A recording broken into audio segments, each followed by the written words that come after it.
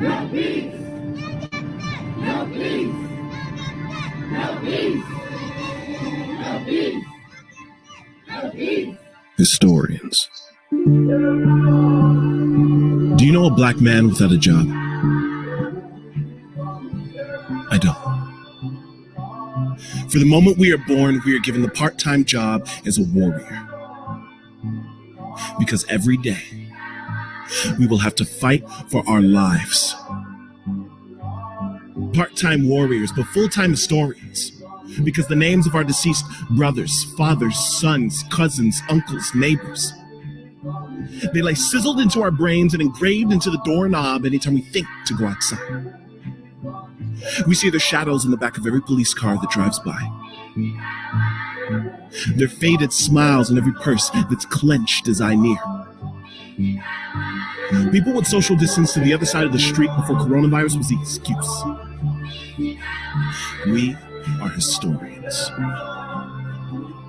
We can name every African American who was shot for holding a bag of Skittles, every black man who was brutalized next to a train, every nigga who couldn't breathe as a knee was to get to his fucking neck, every Negro who took 14 bullets to the chest because one to the knee wouldn't suffice.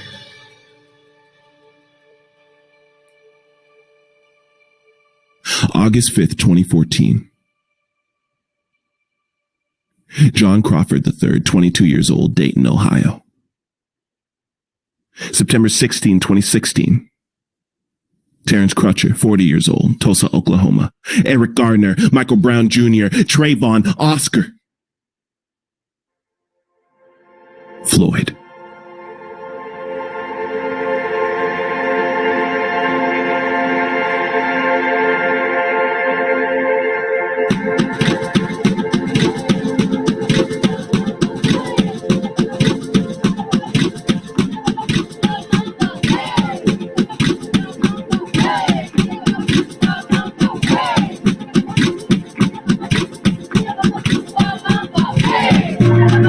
First thought when I seen authorities to put my hands where they can see them and my skin where they can't.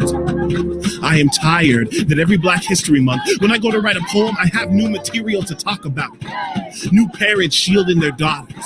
New women looking for a good time and a long length so they can feel like a bad girl. New reasons for the word nigga to be shared like polyamory. New people to tell me that it's getting better though. Cursed from birth to remember every injustice to every soul, murdered so often that we started believing black bodies made better fertilizer. We are historians. And the job description's black.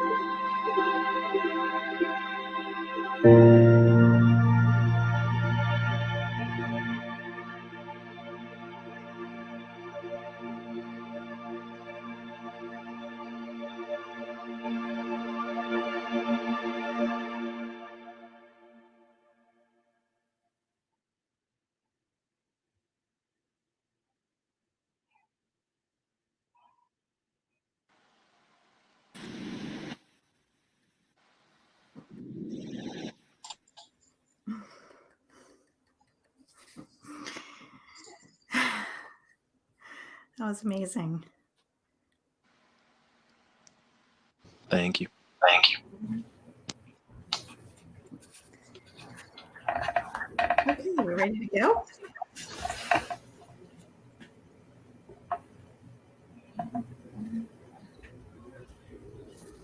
Guess we're just waiting for a moment.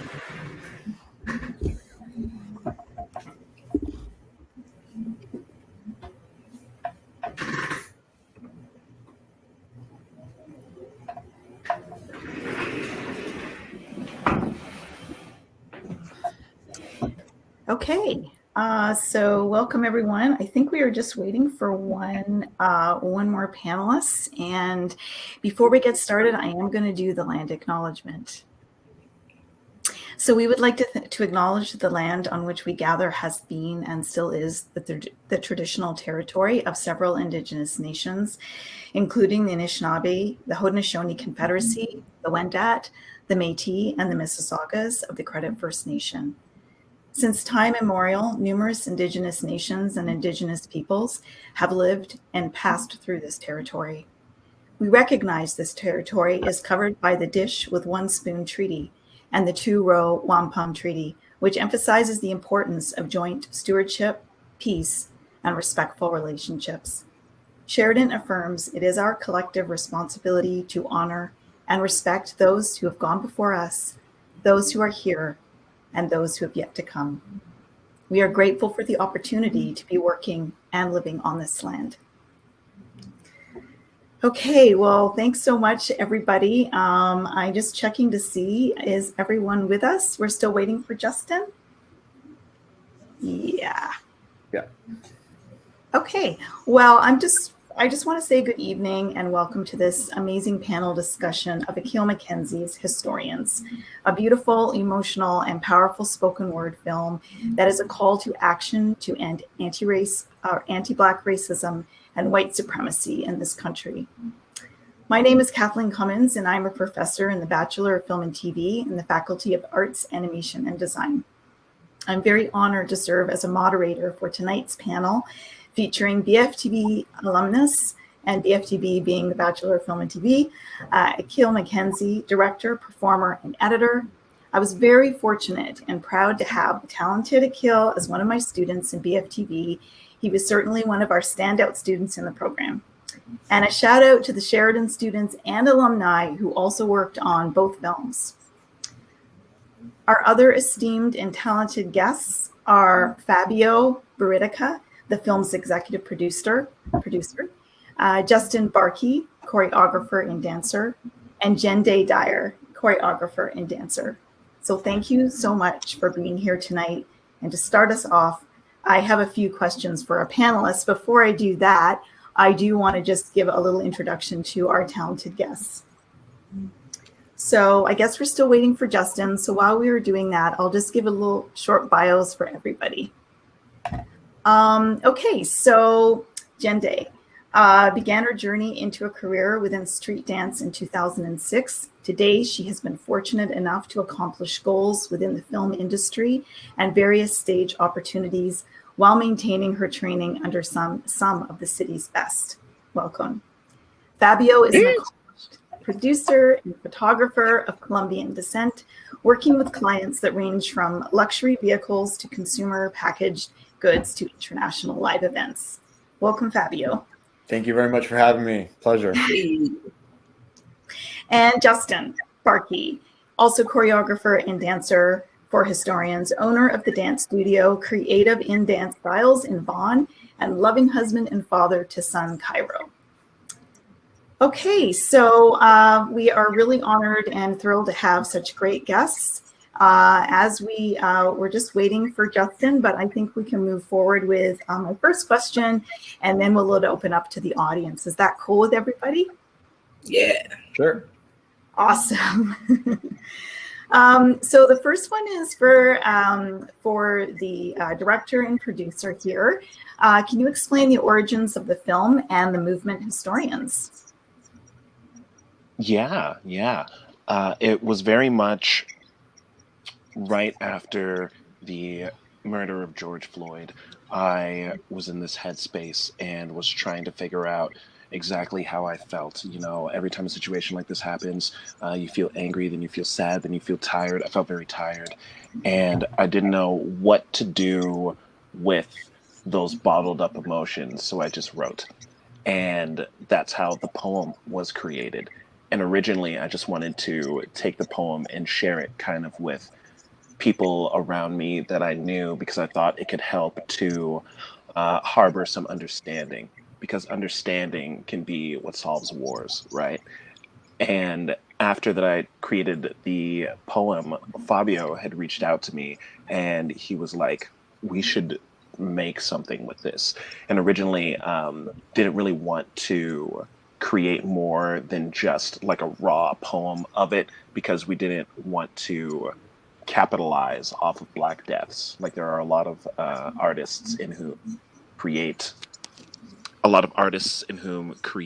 art pieces, kind of riding off of the hype of pain, but very much so we wanted to instead create something that would help to spread what the raw message was in its origins.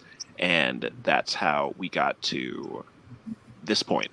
And we had, thankfully, all of these artists, dancers, photographers all join in, and together we were able to create this piece.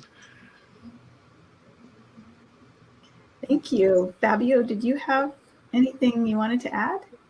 I mean, it was a beautiful moment when we all first heard Akil share the poem. You know, like he said, he did it in such a raw manner. He just did it, you know, from his car because he was just feeling like he needed to get something out. Yes, Justin made it. And we're dressed the same.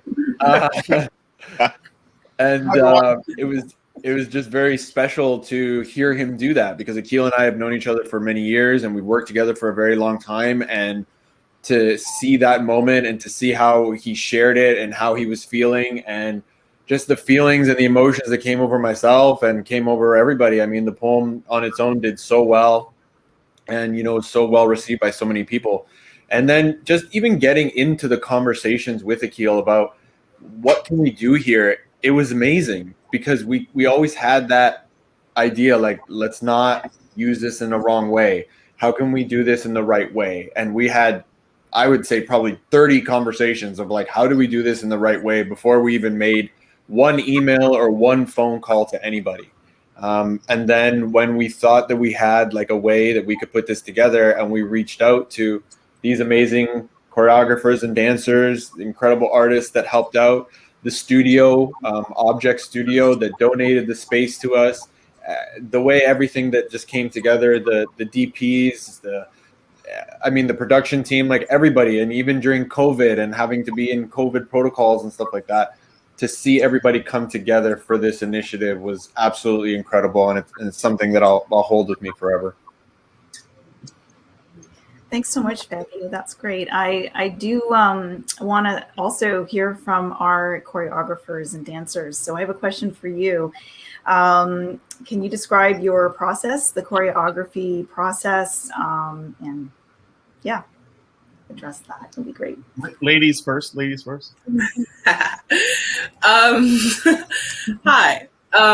For me, I chose to freestyle my section. I felt that the piece, I had gotten the song or the poem ahead of time a bit, and I was playing with it, and I guess nothing really felt right for me to kind of like pre-make or pre-choreograph, and I decided to freestyle the whole thing. I feel like the content of the piece as well was really raw, even for me. I feel very close to the content of what he was speaking about. And I felt that for me, it would be better to just kind of let go in the moment and see where it takes me. And I felt the most free doing that as well as like listening to it, you know, and I felt that really went hand in hand for me. And it was really emotional actually for me as well. But, you know, I rode with it. And I think what we ended up with was really beautiful, and it felt beautiful for me. I felt really good in it. I felt just liberated in a sense as well. And I thought it was great. I think it felt really good, and I'm really proud of it as well. Yeah. I was sent the poem, and I was trying to match the cadency of how Akil was going, and I was like, I can't choreograph to this. Like, there's no way I could possibly do this. And I was like, I stepped back and I watched the other talent go ahead of me, and I really was like taken back by it. And the other gentleman, Percy, who was a part of this, he and I had a conversation. I said to him, did you choreograph something? And he was like, nah, I'm just gonna go for it. And that allowed me to be free. And it wasn't until that moment on set where I was allowed to just be still and be in the moment. And then when I ended up being free, they say, crack open the door and let God in. That's exactly what happened. And everything else you see on stage or on film and on camera is exactly what happened. And the rest is history. Thanks so much for sharing your process. I think it's really important to hear the artists speak about, their process and because when we see the finished product, it seems so beautiful and slick, and it's great to hear that you had that journey you went through. So thank you. I do have a question. This question is actually for everyone except Akil. So I was wondering if you could describe what it was like to work on the set. Did the mood of your surroundings reflect the serious, heavy content of the piece, and what it was like working with the director? I mean, working with Akil as a director, he's just one of those, No, you know what? It was actually like really, really surprising to me because he also we tried to organize everything and storyboard and shot list and produce it all as much as we could. And again, with COVID protocols and stuff like that, had to keep everything so tight.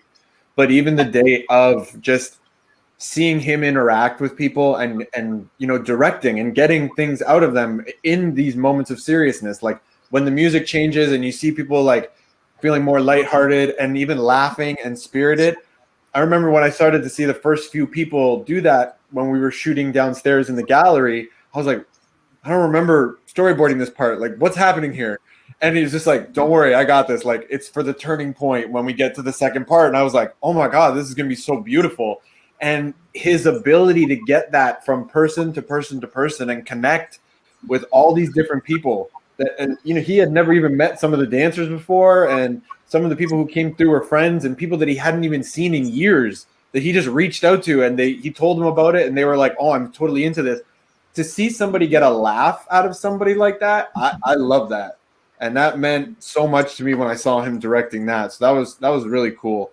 And then in terms of the actual production, because we were in the middle of a lot of the COVID protocols, we had to keep it to 10 people or less in the room.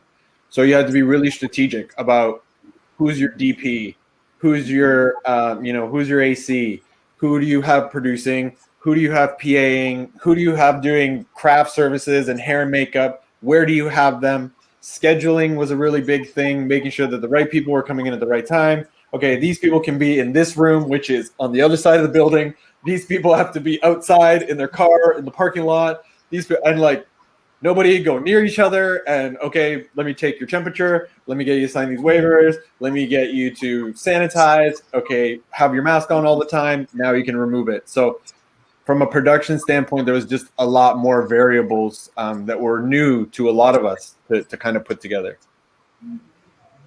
That's incredible. Jendayi? Yeah, for me, I guess on the standpoint of the performer, even to tag on Fabio's point, when I met him for the first time in sec, I didn't know him before. The energy he brought had me questioning if I knew him, and I forgot. I'm like, we're talking like we knew each other immediately, And I'm being like, do I know him? Am I sure? Like, no, like, don't be rude. Like, do you know him? You know what I mean? It was so like instantaneous and just very like easy, And I appreciate sets like that so much because, I come here to do a job too, but as a street dancer and someone who, trains the styles that was a social thing beforehand, like it's important to me. Energy is important to me, and it helps. I know my craft and I know that, I know what I'm good at, I know what I can do, but energy plays such a big part in feeling comfortable in a setting. And I felt like the crew, it was just so easy going, and they were really encouraging when I was dancing as well. Super encouraging, and it allowed me to receive that energy and put it into me dancing to the poem, and then using the poem as my fuel as well, basing my move off that work. So it was just it was such an easy process. It was very smooth, comfortable, and honestly, I wouldn't have it any other way. It's my favorite type of setting, I was coming in about 20 pounds overweight, and I was being pushed to do 5 takes back to back to back. So I was really breathing really hard. That too. But that too. it was intense. But the joy of being on set and off set, just quickly, like being on set and meeting Akil for the first time. I've known Fabio and worked with him before. So it was taking the direction of the director and asking him to, direct me and mold me how he wanted to see fit. A couple of things I did spontaneously that he thoroughly enjoyed, but hearing his reaction, verbally was what validated it for me. Like, okay, I'm doing my part. I'm doing what I'm supposed to do.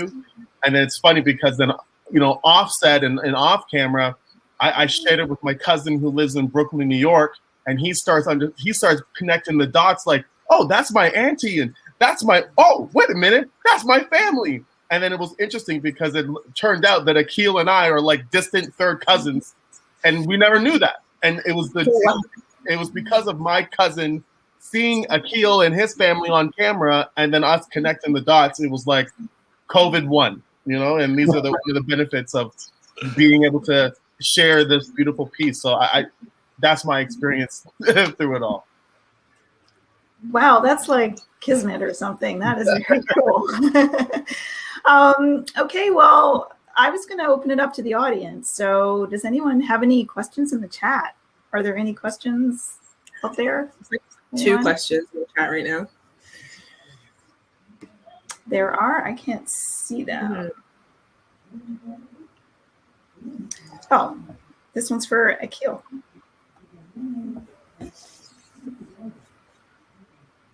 Do you want to answer that? Or? Yeah. How do you want current Sheridan students to receive this message? What would you say are some important steps for students to do action-wise to stay informed?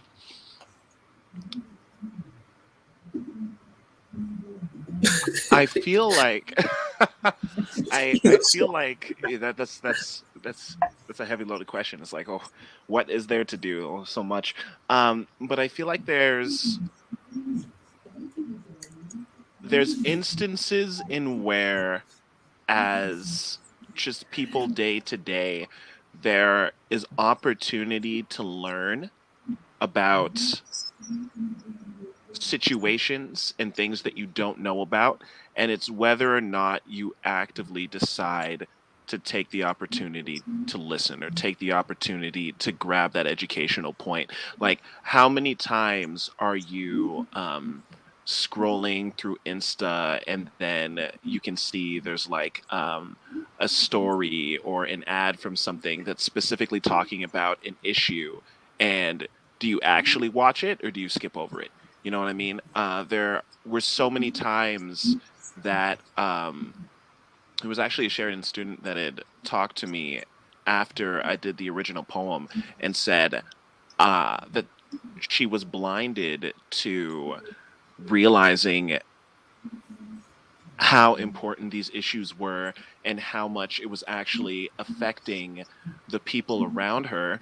And she said what made her frustrated about it was that she felt ignorant to it, because it's not like this hasn't been something that has been said and shown consistently over a long period of time. It was just because COVID had happened and there was like not as much to do that there was time to look into it. And it was also because there was someone that she knew personally who made a post that she was able to be like, oh, I want to watch whatever this person that I know has to say. And then there was able to be that connection there.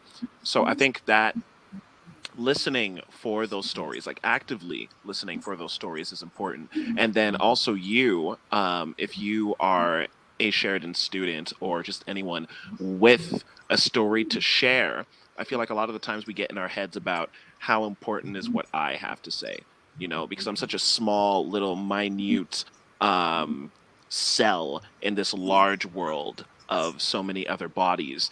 But we were able to grow an entire initiative, an entire movement from me just thinking, hey, maybe I can just show this to a couple Instagram friends and maybe this might help one person. And then what did that do? That sparked initiative in other people to then be like, wait, there's something I want to add to this, or something I want to add to this. And then before you knew it, there was a large group of people all shooting towards that thing that started off so small, right? So I would say that's the best way to stay informed and to actively push out that story, is to just like have your eyes open for real, you know, like take the opportunity to listen and to want to learn.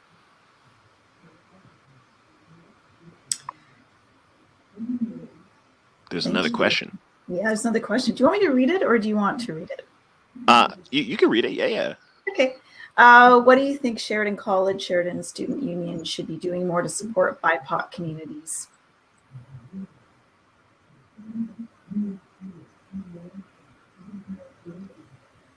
To go off of the idea of a individual like Sheridan student wanting to share their story and to have that voice, one of the difficult things as like a student of color, or to be in a marginalized group in general, to go and create that narrative about your story, is that it's hard to get help on the story and assistance from profs if they don't understand where the story is coming from.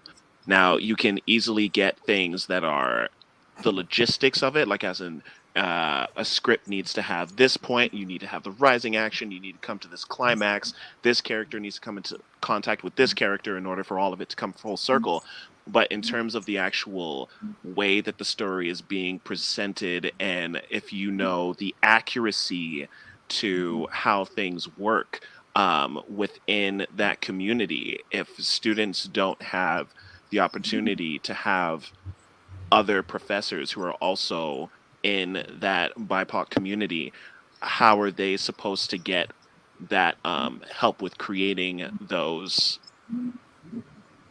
stories in which they want to have assistance with the actual content itself, you know? So even if all of the professors aren't in that community themselves, at least have ways and avenues for students to be able to talk to even advisors or something like that in the college that are there in order to give that kind of like grounding and that reassurance while writing that story. Because it's also a little hard to want to write stories like that when you feel like the people around you probably aren't going to understand it, you know? Yeah.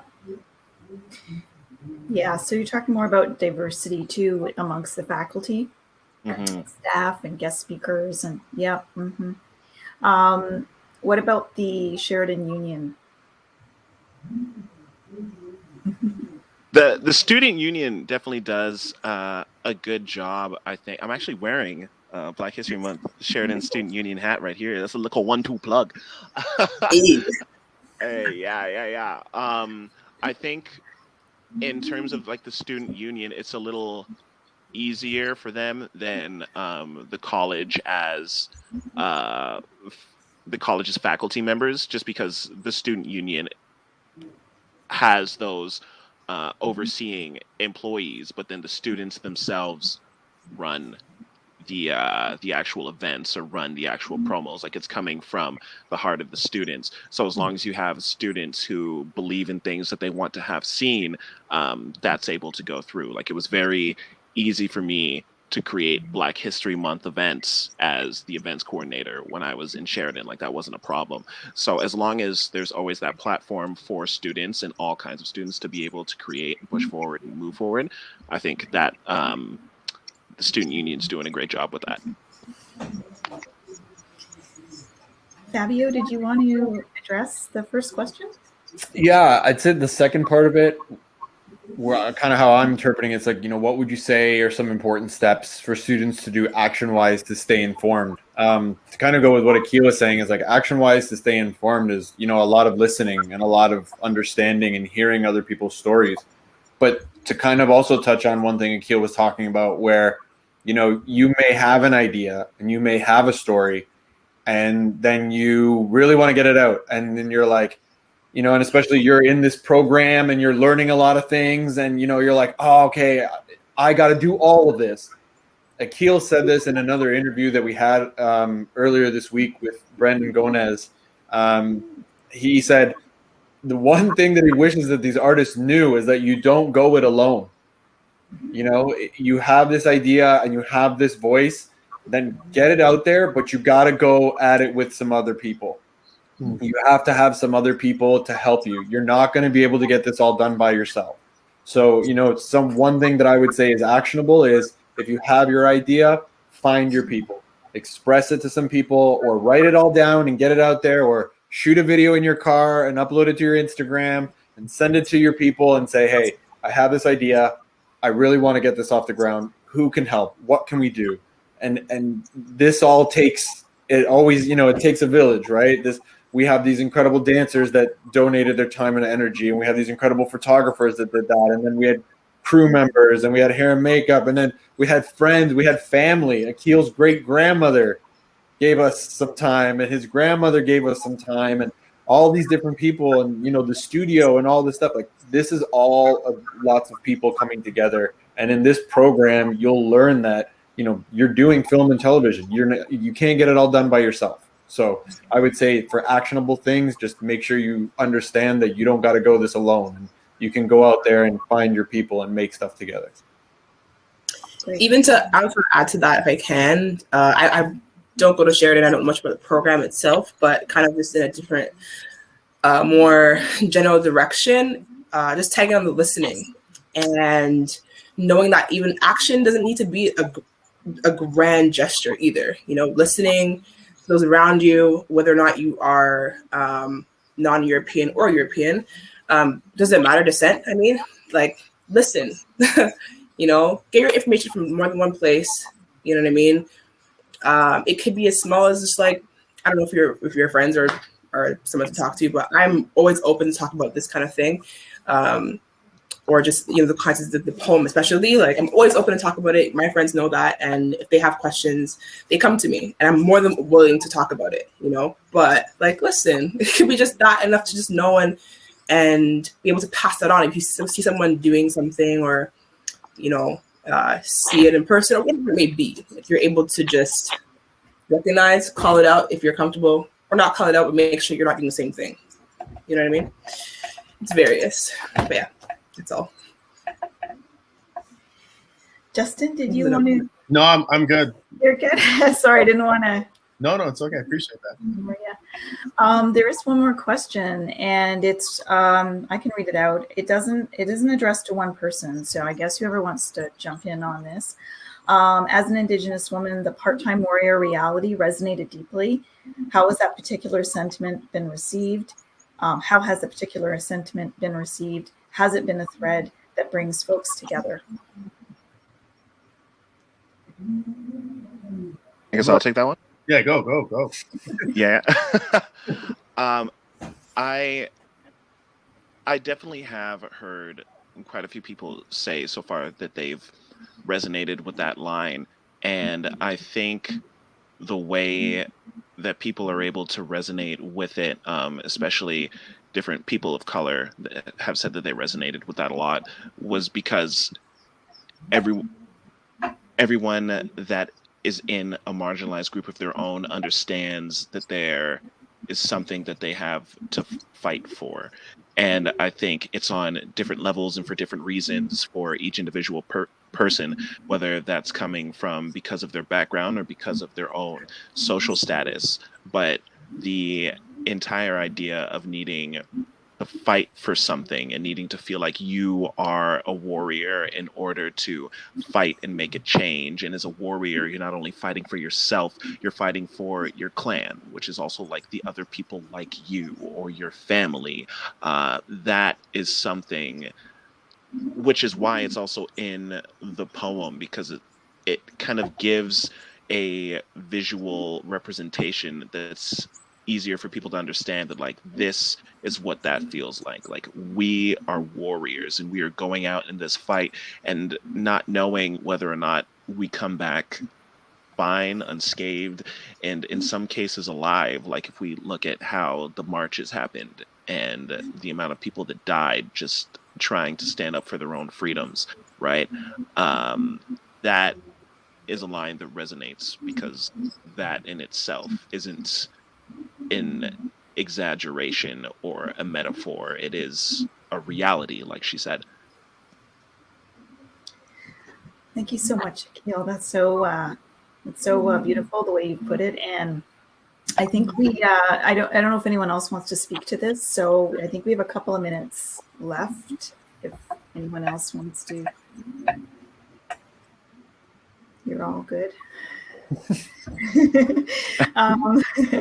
So I believe we do have to wrap up. I actually, because we have to move on to the next film.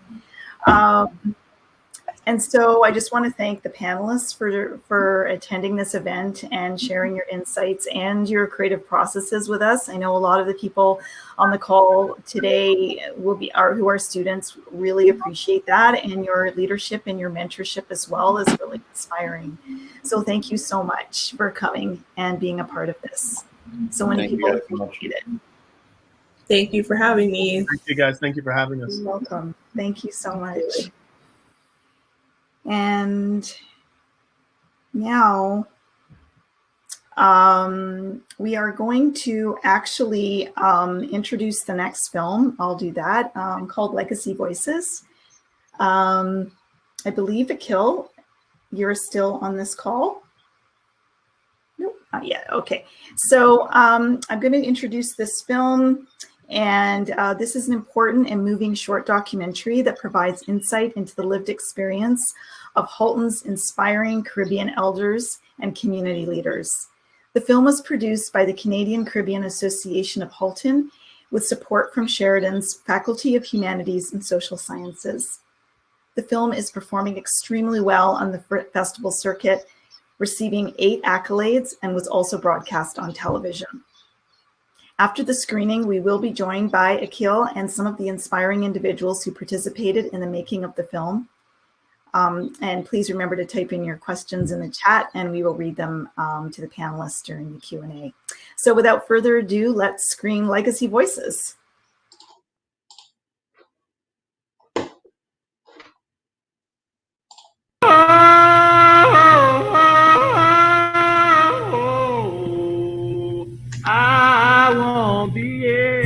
What is a legacy? I think it's story of your life, your accomplishments, your failures, and what you hope to leave when you die. Whether it's a home, a family, married life, all those things go together to make what I think is a legacy.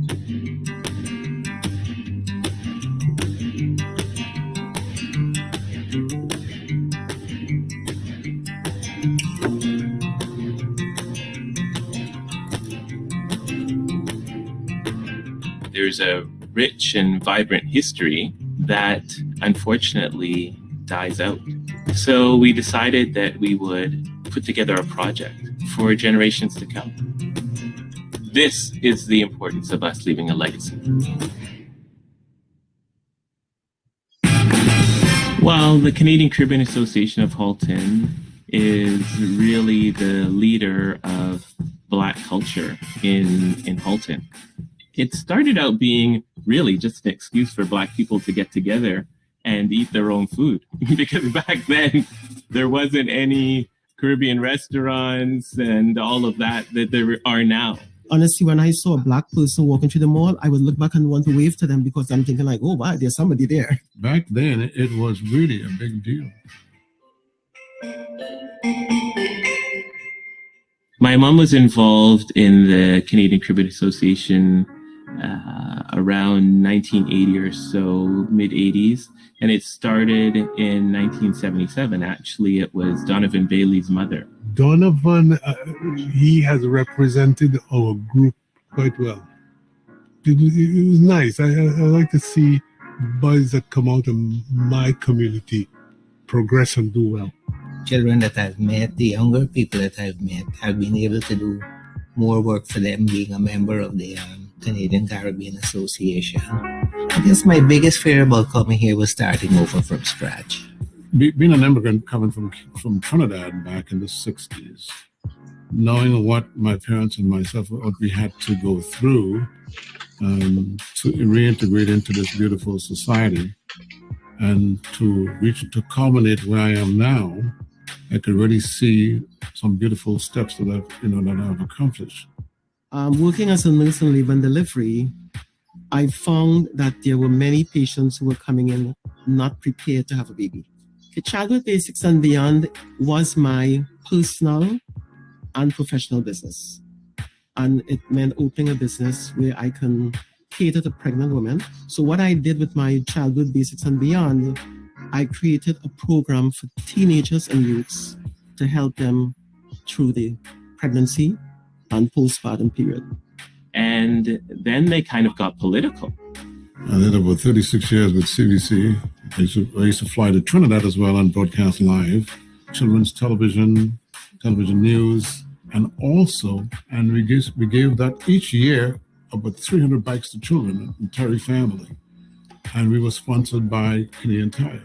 We encourage people to engage in their community. We encourage people to go and vote. We encourage people to know who their town councillors are, their school trustees are, their MPs are, and their MPPs are, but we don't tell them which ones to choose. I think most of my contributions to Oakville have come through being a member of the Canadian Caribbean Association of Halton. Because I think being a member in that organization made me more aware of my surroundings, where I live.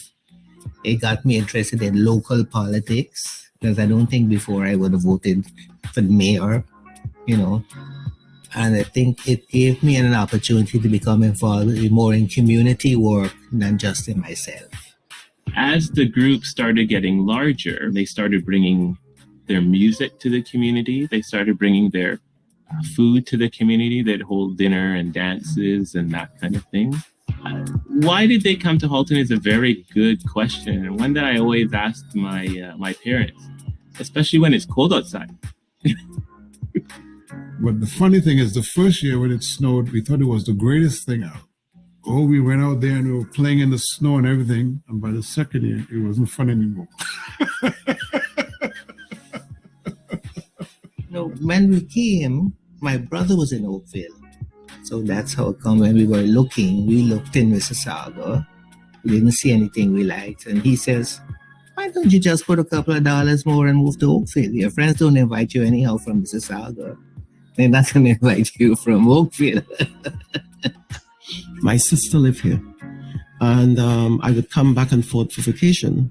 And I love Canada. But then when it came for us to be moving, I wanted to be a place near to her. We did not realize that we were so much in the minority. My kids being the only Black kid in their class or in the school. Those are the hardest things because I did not prepare for that.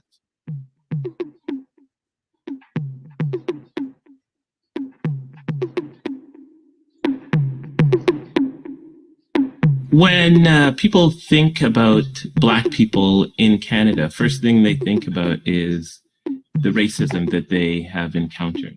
I think racism in Canada is subtle. Canada was very good for me and our family. As I said, there will always be little roadblocks, and anytime you face a little bit of adversity, you will also find your strength. I remember when I first arrived in Ontario, I went to York University, and I was living in Burlington. And I found out quickly that I had to factor in to my commute from Burlington to York University in Toronto that the police were going to stop me. I think the most of the racism came from patients. Believe it or not, you're looking after them, but the patient said to me, first she called me Blackie, which is fine, I'm a Black person. But it wasn't just Blackie, it was Blackie. And then she said, I went to give her medication. She says, go and wash your hands are dirty. So I said, okay. I just went and I washed my hands again. No, your hands are dirty, go Blackie. So again, I'm pretending I didn't know what she meant. And sometimes it would be an easy stop, which would just be license and registration, and they would check it out. Or sometimes it would be a little bit longer. and they'd call for the dogs to come and sniff the back of the car, unzip the car, put their hands all up into the back of the seats and sniff the gas can and check to see if there was any fake compartments in the trunk of my car, all kinds of things. I've had an incident where I was hired to be a charge nurse in a unit, and this one woman refused to work under a black person. She left the job the same day I started. When you lift weights, it's a stress. And as you lift the weights up, your body becomes stronger. Otherwise, if you just let it be, it will kill you. So you have to force against that strength. So if you think it's a negative aspect coming towards you, you just try to rise above it. Don't let being black prevent you from succeeding in life. You will meet negativity from many different people. I have met it a lot in my life, but I don't let it get me away from my goal. Well, later on, I could tell you that I was appointed to the Police Services Board. So I was instrumental in changing their racial profiling policy.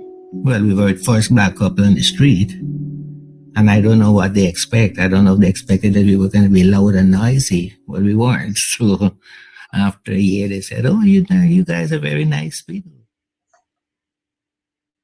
And then I didn't feel well one day. You wouldn't believe what was my deepest, darkest moment was when I discovered I had a brain tumor.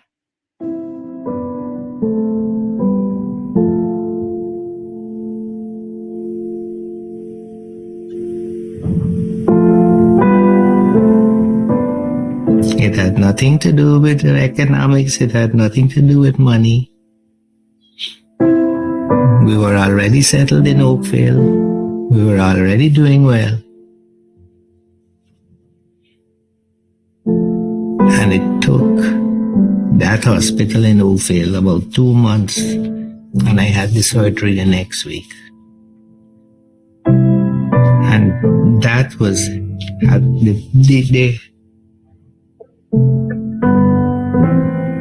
what it did is my father had died by then. My mother was scared that if I died, what was going to happen to her? My children, they said they couldn't take it anymore. It was really too much for them to handle. But luckily for me, it wasn't cancerous. There's a myriad of bad experiences. We also like to hear the good ones.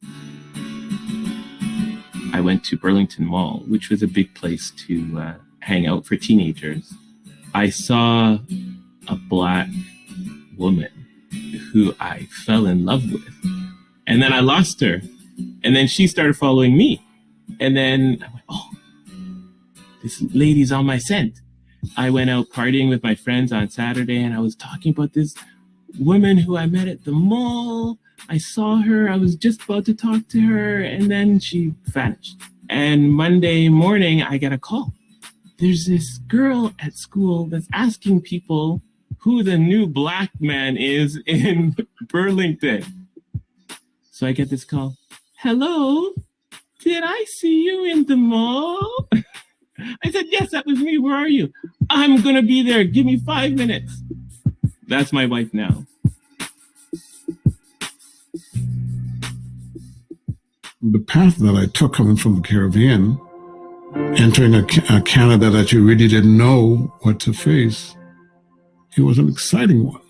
But I felt very blessed coming to Canada. If you do not have an opportunity to try something new, and stumble a little bit, how would you be able to make this world a better place? I feel the legacy that I'm going to leave for my kids and what I think my parents left for me was just to give yourselves a good education. So I thought that was the best thing I could do. My son is a police officer. He's settled. My daughter works for the government. She's settled. And I think that's the best I could leave for them. Oh, my son is my hero. It's awesome, especially since he's very successful.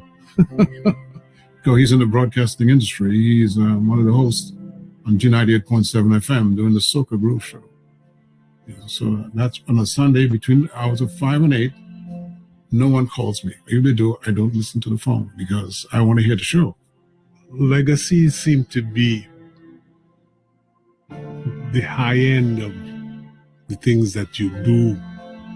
You think that you spend your time doing, you put an extra effort into. Do things that are worthwhile. I think my mother would really, she's smiling on us right now. And it's something that she would view as her defining legacy.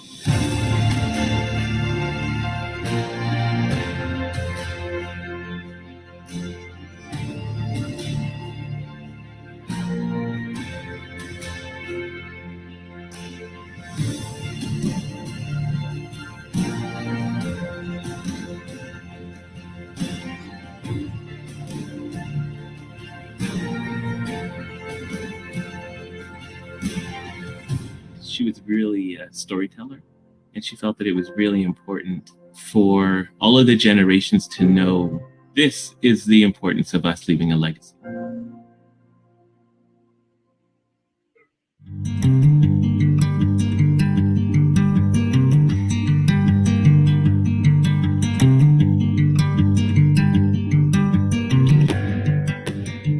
I've been in Canada 31 years, and 30 was in Oakville. I'd like to thank Canada for allowing us the opportunity to come to this great dominion at the time. Now it's a great country. Because I belong to a minority group. And it's important to me that my group should present something positive. A legacy is something that you leave behind so that people will remember you by. It's something that you leave for your kids, the way you brought them up. They're able to handle all the stresses of life. What you did to contribute to society? An attitude or a frame of mind. It's like the history of, it could be of people, it could be of a building, it could be the history of whatever. That's what I consider to be a legacy.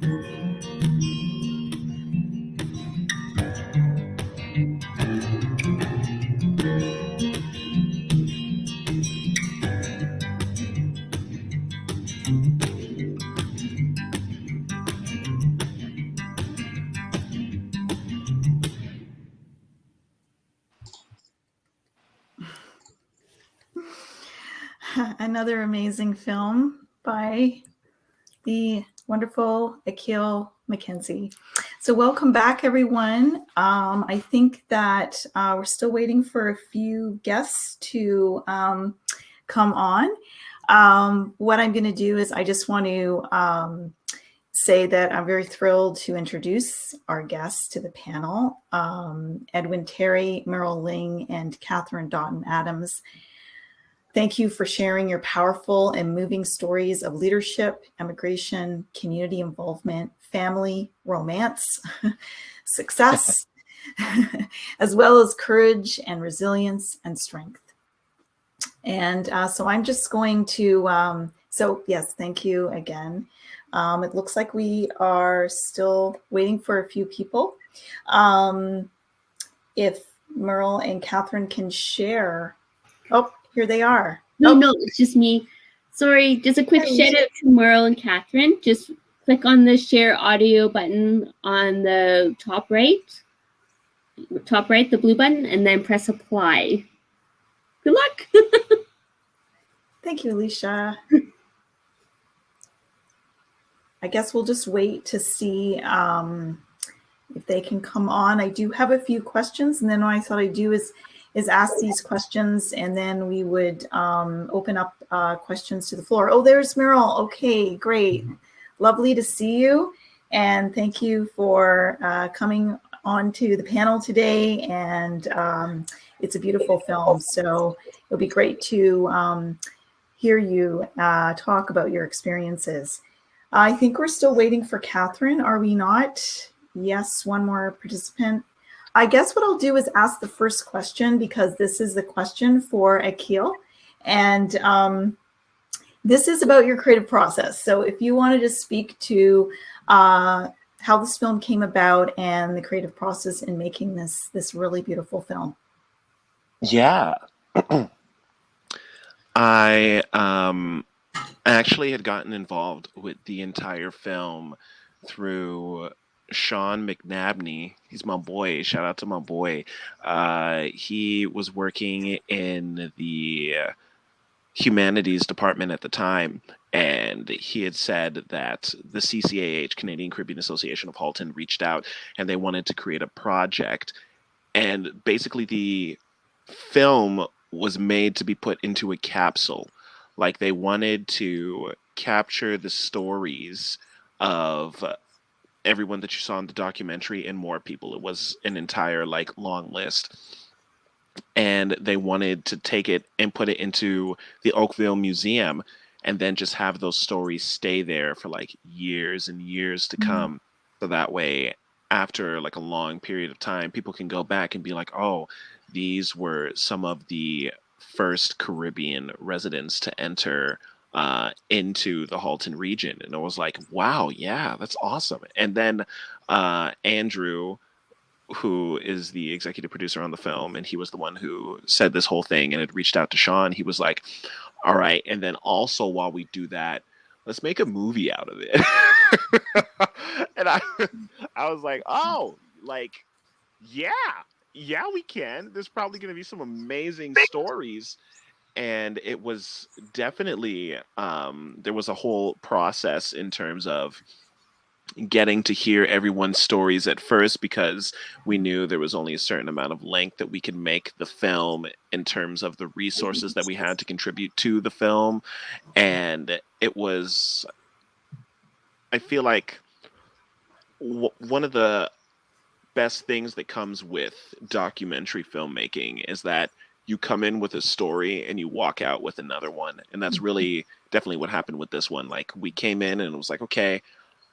And he was like, what's the script? And I'm like, honestly, I have no idea.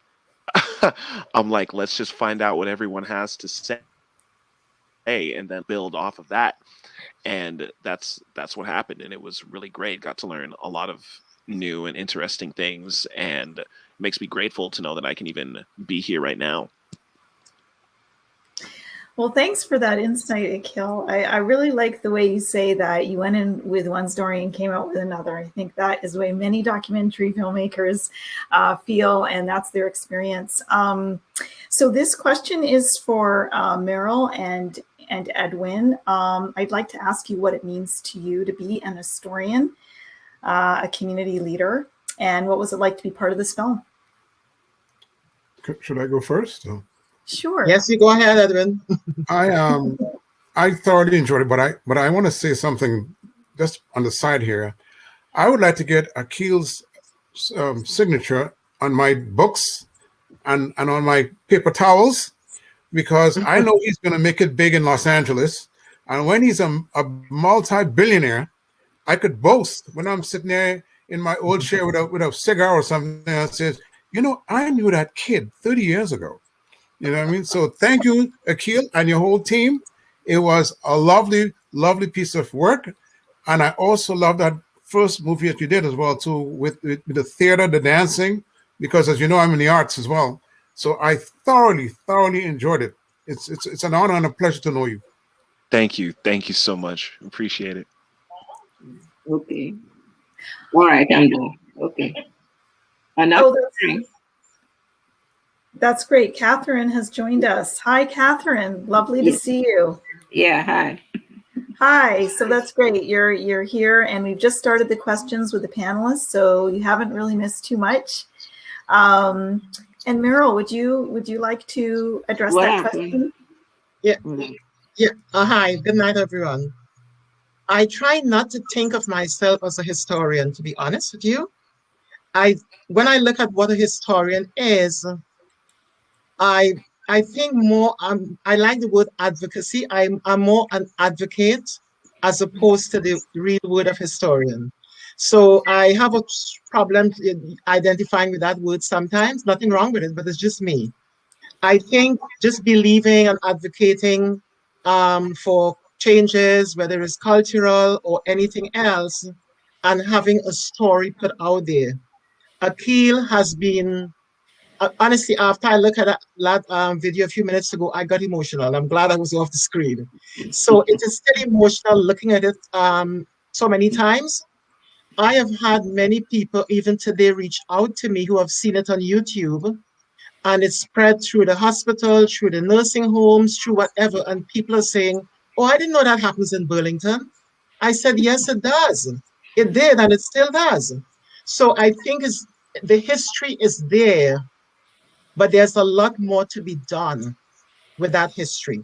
Akil has a way of bringing out things that I had in the background for a while. And that's why it still bothers me even when I look at it, because some of the hurt that I had, I only shared with my husband. It was almost like I was too embarrassed to tell people what was happening to me. And I think by speaking to Akil, I was able to get my voice. Just the fact that my kids were discriminated against and I didn't know how to deal with it, it's still painful for me. So when I talk about being a historian, it means a different thing to me. Mm-hmm. Well, thank you, Merle. Katherine, we were just talking about, I asked the other panelists of what it means to you to be an historian or a community leader, and to use Merle's word, advocate, because that's a great word too. So I just wondered what you thought about that. Well, I'm not a historian, but with the racism, I lived in England and I faced it worse than it was here. I was at Leeds in the north of England. It was worse. Here it's mild, it's a bit subtle.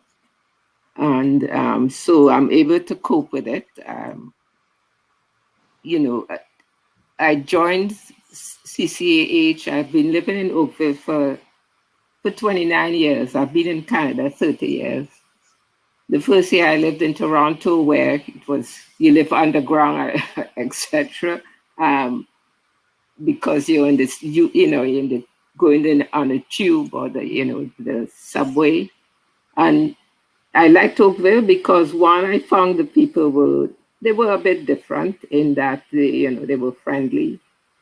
I met Veronica and I was passionate about what she was doing in the society, and I think she did a good job of trying to get people to first, well, I met more West Indians from my community, from our community, and the type of programs that she did have was great in that it encouraged other people in the community. So I would say that's that was good about CCAH, and even now meeting Akil and being involved with the students is even better, because, as I said, in England, we did get involved with Black students in the community in Leeds, and we taught them on a Saturday maths and so on. So I got the one of the principals from Barbados to go to Barbados and see that that people in that country, they were educated, which helped a lot, but I would say Canada is a bit better from what we faced in England, in that whenever we rented a car and drove in the car, they would be stopped so many times to ask, what's the car number, show me your license. And because we're in the community, we had, we have Indians from Trinidad, all different people. And when the police stop you and look in the car and see all these different people, they couldn't understand. But we made fun of it, because it's no sense getting angry about something. So I think the best thing is, is to get the people on the other side to understand you. And I think that's the objective, because other than that, you'll go angry and it doesn't make sense. I can remember that we were kids when my parents brought us to Canada, and the people on our street, we were the only handsome brown-skinned people in the area, and And I can recall my brother was 8 years old and was playing hockey on the street. And one of the neighbors came out, well, she was from Eastern Europe, and she slapped my brother in his face because he scored a goal. And my dad, you know, my mom and I had to hold my dad back because I was just a teenager. We said, Dad, we could get into trouble. We can't, you know, and my brother was just crying. He needed help, but we were worried with my dad because my dad felt so badly that he have his children here who experienced that situation. But, you know, we have learned to survive and move on. And yeah, because, you know, even from in England, because I was very, you know, I would talk freely about racism, you know, and make jokes about it, saying I live on a tree and etc. And I'm missing the tree house. What did happen is that some of the students, they invited me to come to their home. So I traveled. I went to their home. I met their parents, and I remember in those days they used to show England as they used to show the Caribbean and Africa as people on a horse, or they have no. And I would say, this is what they're showing you. That's not educational, you know. And because I make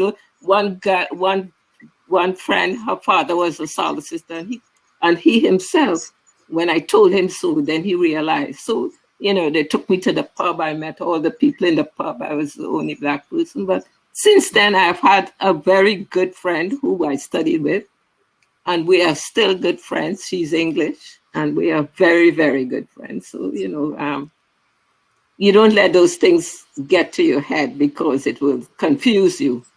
And so what you do, what I have done, is educate them about our country.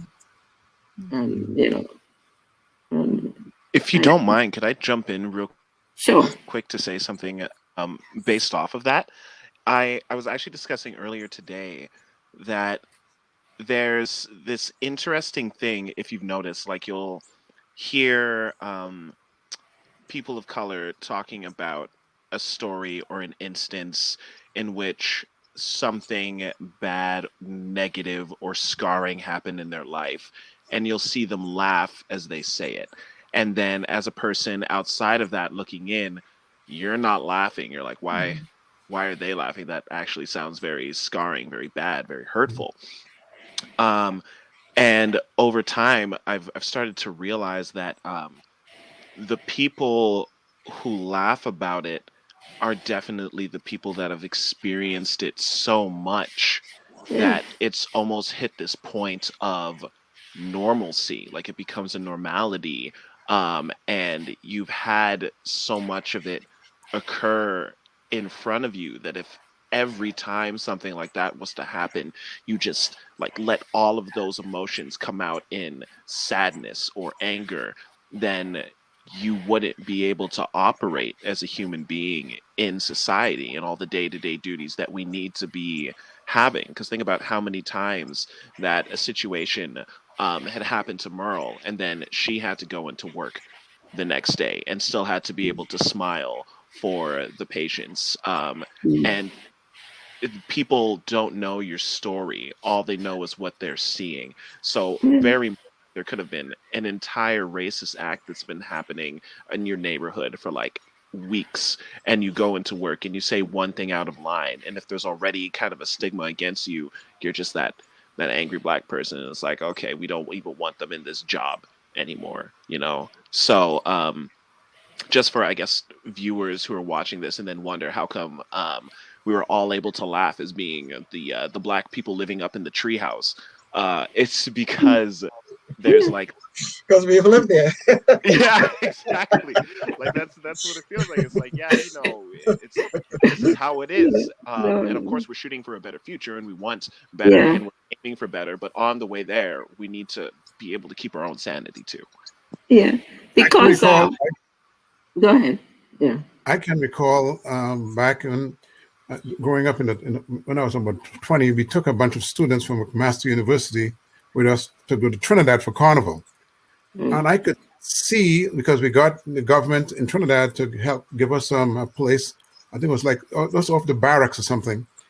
And it was very enlightening to take those young people to Trinidad, because they saw a difference. This, because people have their preconceived ideas of people in a place. But when they start seeing the art, because Trinidad is a carnival time, the music, the food, the people, and also to Trinidad is very cosmopolitan. So you have a cross-section of people from Syrians, you have Jews, Greeks, everybody else. And the nice thing is that you may meet someone who is a Catholic, but their family really was Jews. But everybody so lived together as Ms. Ling, I guess you could attest to that too. And I really love, being a child from Trinidad for that reason. I really get to appreciate this multicultural aspect that some people are trying to fit in here in North America or around the globe now, which is something that I lived at as a child in Trinidad. Exactly. Yeah. But I think I still have my love for Canada. I can't, because I gain a lot of things here. I really, really did, especially in the business that I'm in, when I was in, actually. And I think the important thing is, or even though you have faced injustices, sometimes it's oblivious to the people you work with. So even when the film came out and some of them saw it, one person said, "Oh, I never noticed that." And it, again, I left there thinking, this person said nothing when they saw what I was going through as far as being discriminated. So, but I didn't make it bitter. I think out of that, I gained my strength, I gained my voice. I wish I had it years ago for my kids because it was a little late there. But I think you cannot paint everybody with the same brush. I have many friends who are non-Black, and they treat me with mutual respect. So I wouldn't say it's all. I would say the ones who have, they were in the minority. However, by the injustice is bad. It doesn't matter where it is. It's racial or what is, it's bad. So racial ignorance and injustice, because of the color of your skin. If you're denied a job that you know you're qualified for, and the other people who got it are non-Black, you have to assume I didn't get it because I am Black. So if everything is equal as far as qualifications, and your qualifications is above what they were requesting, and you are not given that job, obviously you feel hurt, and you sometimes want the support. And the people I turned to was my husband, who couldn't support me. He wasn't working with me. So it's a different when you're in the working environment to know how to cope. I don't like the word. When I first came to Canada, I used the word, I will cope with it. And I learned, no, I am not going to cope with it. I have my voice and I use it. I use it in advocacy, whether it's for the way I see somebody treating somebody in the store. I may be in the lineup behind you in a grocery store, and I hear the person who's attending to them speak to them not in a proper way. My husband said sometimes, "Well, I may have to defend you because I do get involved." I said, it's not right to treat people that way. It doesn't matter if they're Black, white, or whatever, it's wrong. So injustice is wrong in any aspect of our lives. And if we learn anything from this documentary, which I think is well done, Akil, thank you. I think if we learn everything from it, the more people see it, the more people realize this is our life. This is what we live. And we should not be identified by the color of our skin. I don't let those things bother me because, well, I'm in practice as an accountant, and I worked 1 to 2 years in Canada as the finance manager in a hospital, and I faced those sort of things, one being a woman and then being Black and in management. But I didn't let it bother me in that sometimes I would suggest something and they would give the suggestion, they would pass it on to someone else to do it, and the person come back and they can't do it. And I would say, "Oh, I made a suggestion, now he can't do it, you're bringing it to me." And my boss would laugh because of how I said it. Say, "Now here it is, you bring it back to me." So he realized the kind of person I was, right? And he encouraged me to I encouraged me to live in Oakville. He said, don't live in Toronto. I'm living in Oakville. Why don't you get a place? Why don't you all get a place in Oakville? And then we travel on the train and work and so on. When I left there, and I'm in practice now with a Jewish woman, and I bring a lot of clients, and a lot of my clients, 90% are white because of friends, my brother's friends and other friends who are professors, and they bring clients. And I have a lot of clients in the firm. And sometimes I would tell her, I said, come with me, I'm getting this client, and the client is white, show your white face. She said, I'm not white, I'm Jewish. And we will have jokes about it, you know, and some of my clients she has never seen, and I have almost 90%, they are all different races.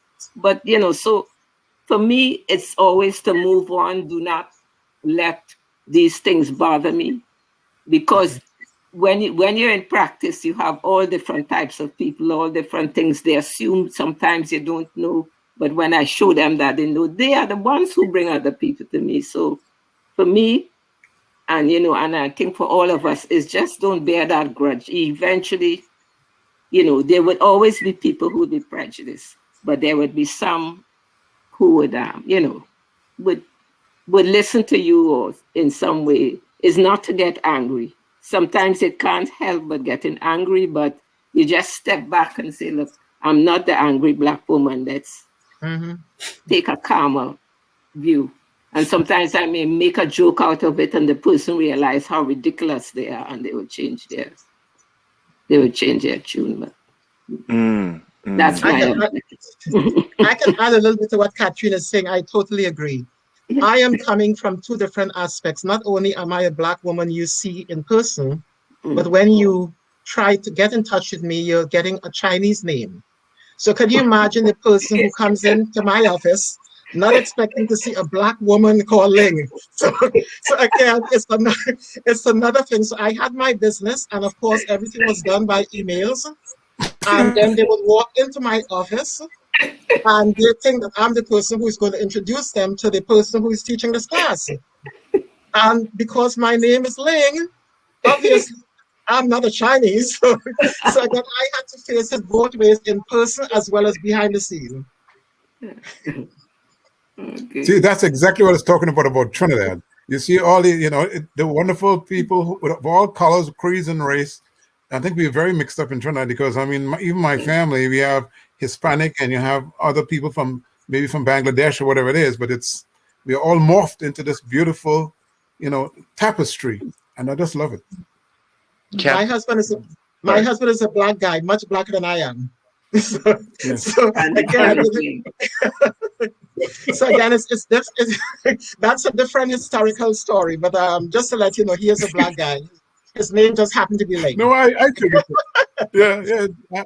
I lived in Trinidad for a while, so I understand it very well.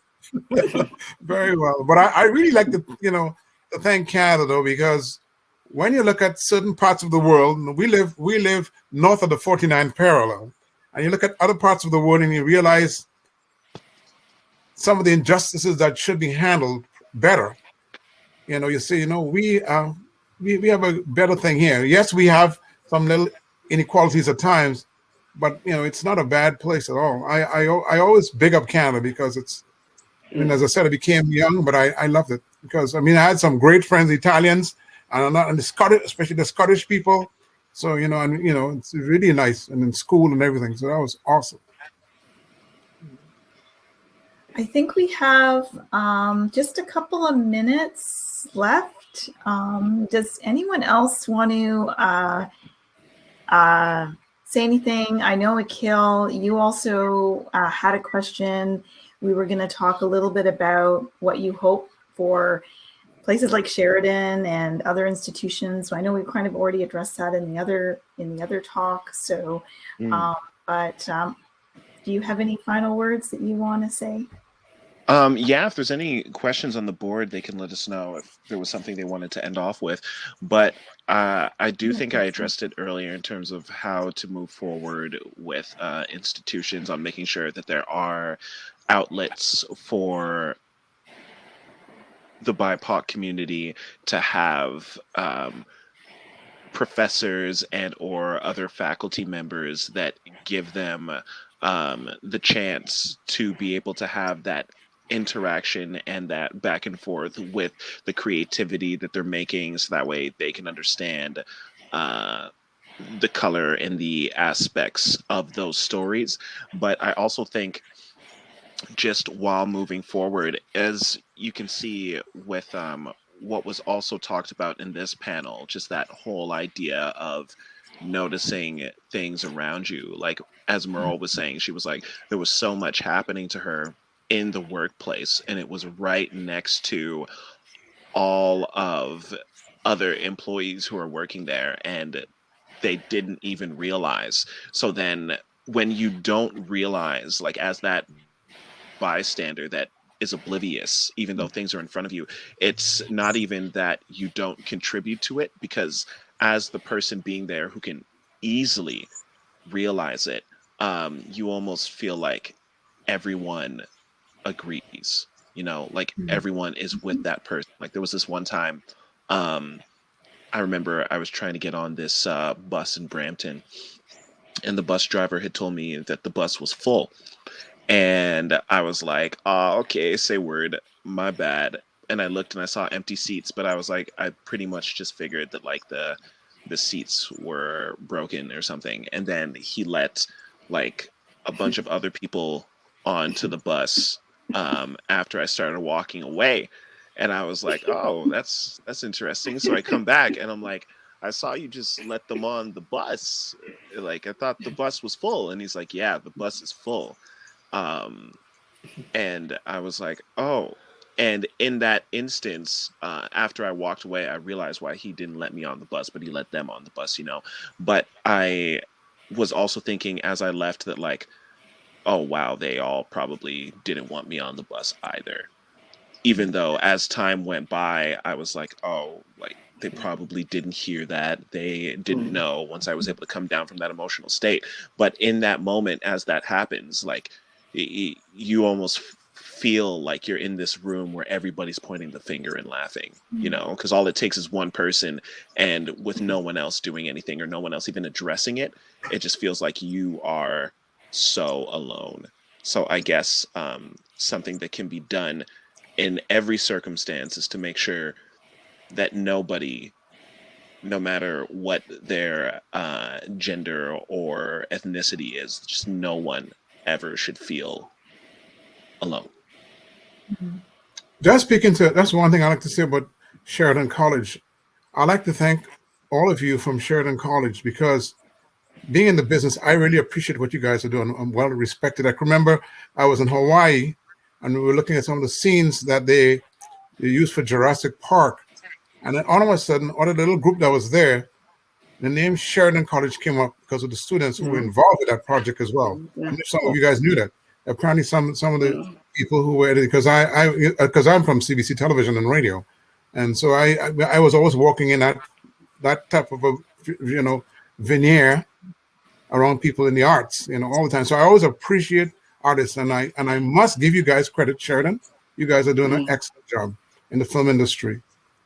Thank you. Thank you very much for having us all. We really appreciate this. And we appreciate this entire event and a platform for these voices and these stories to be heard and to be shared. And it's something that's important. And I think the last thing and most important thing to remember is that it's not only Black History Month that we should talk about these problems. Oh, yeah. It's very good. Can I just add something? Sorry, can I just add something quickly to what he said there, Akil? Now, my granddaughter, she was quite young, maybe grade 1 or somewhere around there. And she got home and she said exactly what he was saying. She said she got onto the school bus and somebody told her, a young kid told her she couldn't sit there. So the first day she got on, she moved to the back. And the second day she came on, and the guy said the same thing. I do not know if she ever heard the name, but she said, I told him, do you know there's a Black woman who fought for me to sit wherever I am? And I was like, so I mean, it's just saying things, you know, it's really something that they are learning from us, the way we carry ourselves.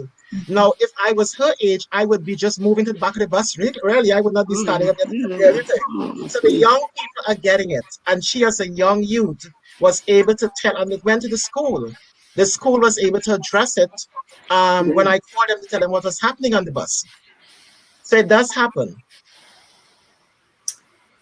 Well, that's probably another film that you can make, Akil. I hope to see that soon. Start writing the script. Thank you for your comments about Sheridan. I do want to say that we're lucky I was Akil's teacher, and we're always very thrilled when we have such great students like him. And he's a great student, and also just a real light, like someone who would light up the halls, and was a leader, and just very good. Yeah, an amazing little light that was always moving through the halls. A star, really, just a star. He is a star. Truly, yes, truly is a star. Accept the accolades, accept it. And you are all stars here with us tonight. So you're all shining brightly and sharing your amazing stories that are so inspiring to all of us, and we can all learn from you. So thank you so much. I'm very honored and privileged to have been on this panel and just listening to your stories. So thank you so much for allowing me to be here. There is one comment. I know Canada has a reputation for being a nice country, and people may feel certain ways about anger, but I want to acknowledge your anger. It is righteous. So that's a comment from the chat. So thank you. Thank you.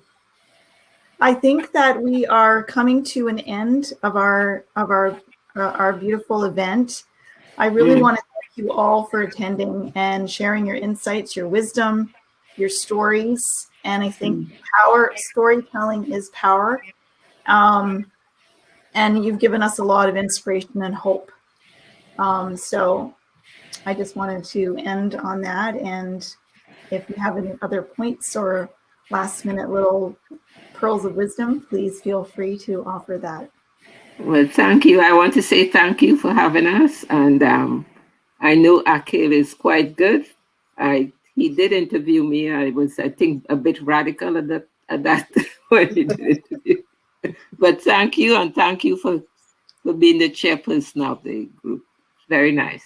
And for Merle and Edwin. Thank you. Thank you very much. I would just like to end to say you cannot fight hate with hate. That's how I like to end it. You cannot fight hate with hate. Yeah. Love wins. Light to end the darkness. Yeah, love. Yeah. Sorry. Yeah. I'll just show you one. Can you see this there? It says love wins. Love wins. Yeah. And when I'm going through the airport, I have this around my back, and it says love wins. That's one of the captions for the childhood postpartum that we use a lot.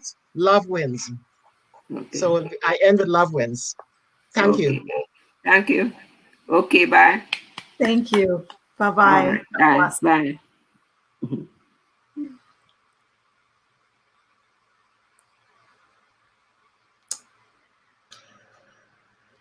Okay. That was an incredible evening. Absolutely amazing event. I think, Sean, do you want to come on screen now? I'll bring him on. Let's see. If I'm not taking up too much space here, No, but, come back to Akil too while I do the closing remarks. So first off, thank you so much, Kathleen. You did a fabulous job as always. You are fantastic, and we absolutely love you. Thank you. Thank you. And Akil, wherever you are in the virtual world, thank you for joining us tonight and for sharing your great work and coming back on campus.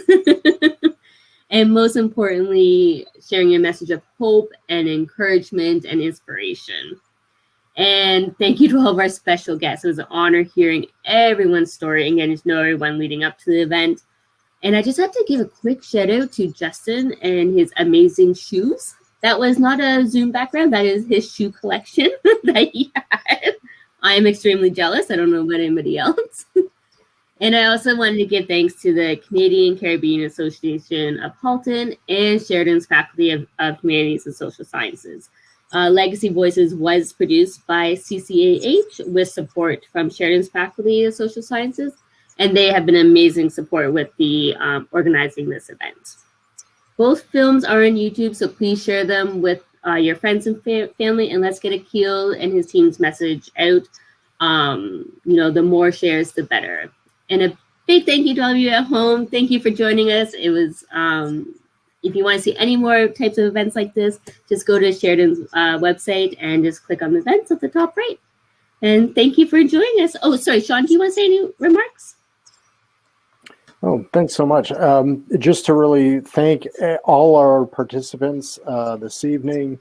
I just can't again reinforce how special it's been to welcome all of you to our virtual community this evening to share these stories. Akil, it's an inspiration, a challenge, an aspiration for all of us. Your work continues to really just speak truth to all of us, and really appreciate the opportunity to having been part of it. And thanks to Kathleen for moderating this evening so adroitly. And thank you to all the community members who just showed up to hear the stories tonight. Thank you for taking time to be with us. Perfect. Well, thank you everyone again, and enjoy the rest of your evening. Have a good night. Good night. Thank you.